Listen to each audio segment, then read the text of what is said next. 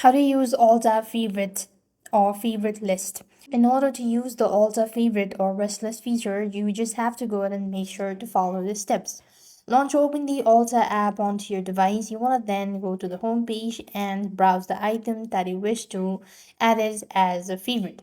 All you need is just launch open the Ulta app onto your device or the specific product that you wish to go ahead and add it to your favorite list. All you need is you just have to tap onto this heart icon at the very bottom right corner of the screen, and this is going to ask you to sign in if you've not yet signed in. And that's basically how you're supposed to use Ulta or use Ulta's favorite list or wish list as well. So this way you will be able to find the wish list section and locate all the products that you've liked or that you've added as a favorites.